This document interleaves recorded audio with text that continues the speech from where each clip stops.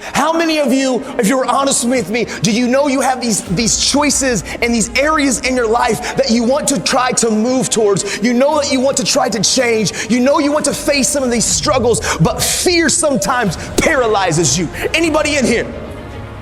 Yeah, man, I've learned in my journey that I have to skydive that thing. And here's what I mean. I know sometimes, as when I was growing up, I didn't trust anybody. I know things have happened to me. My dad abandoned me. I isolated. And I always said, if I find the perfect person that I can count on, if I find the perfect person that I can trust, then I will. But the truth is that person's not here. People are people, and they're going to let you down. I've learned I can't put my trust and my confidence in the people, but it's in the process and the discipline and the action of the habit of finding the courage to punch fear in the face and take the step of beginning to trust people, which means I started talking, I started speaking. I learned to skydive that thing, and here's what I mean. There's a lot of fears and insecurities all of us have. We all have insecurities. Like it, love it, or leave it. We all have things inside of us that we try to keep secure because we have shame or guilt or embarrassment, or we care what others think. I've learned to skydive that thing. Last year, a bucket list that I've always wanted to do. I've always wanted to go skydiving. I'm an adrenaline junkie, but the problem is now, where I'm at in my life, I'm a husband and I'm a father. And I guess my wife doesn't approve of me jumping out of planes at 15,000 feet. So I thought something that I've always wanted to do, I was never going to get the opportunity to do. But I was in Oregon and I got done early and I saw a sign and it said Skydive Oregon. And so I was like, yep. I called my wife.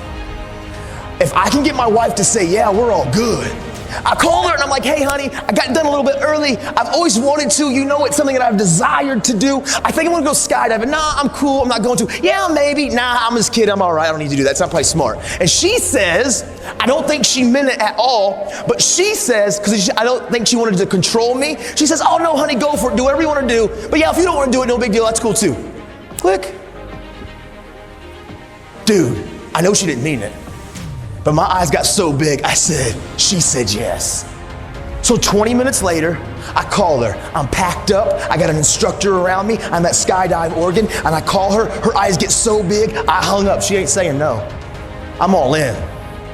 But as I start going through the process of skydiving, as the instructor shows up, and as he starts walking me through this process, my anxiety started getting higher. Like he started coming to me and saying, listen, here's your pack, here's your chute, here's how you're gonna fall. He put me on this counter. He said, this is my 9th jump today. I said, what bro, 9 times? Do you pack your chute? He said, every time. I said, so you packed your chute 9 times today? Are we gonna test the odds? Are we good, we're cool on one more? Did you get tired? Did you miss a fold? He said, nah bro, it's cool. He showed me how he did it. Dude, my anxiety, it's getting higher. This little ratchety plane lands. Ratchety.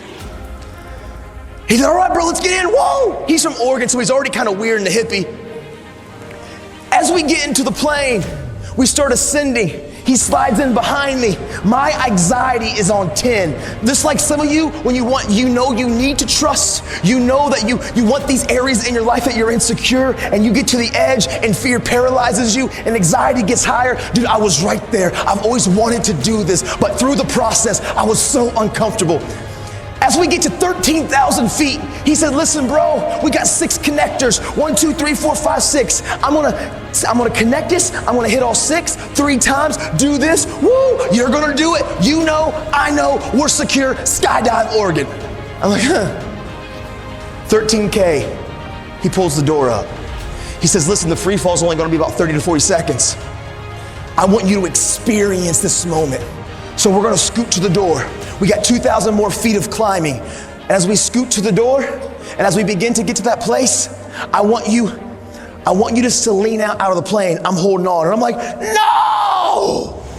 He said, okay, now we're there. Here's the next piece that I want you to do. I want you to take the bottom of your feet and touch the bottom of the plane and hang there. I got you. And I'm like, no! Dude, I was terrified. In that plane, which was the safest place that I could have been, I've never felt more anxiety and fear in my life, even though I've always wanted to do it. But soon as I trusted the process, and soon as I trusted the community of those entrusted to help me learn to skydive, as soon as he got to that place at 15K and he said go, and I took that step, and we skydived that thing, all the anxiety, all the fear, it evaporated. As I free fell and I saw Mount Hood and Mount Rainier and Mount St. Helens, I've never felt more on top of the world. There's a lot of you in here that you struggle with trust. Fear has paralyzed you. You know there's areas in your life that you want to change, you need to change, but man, you get to the very precipice at that door and you run back because it is uncomfortable, and I need you to know change is uncomfortable. I've learned to skydive that.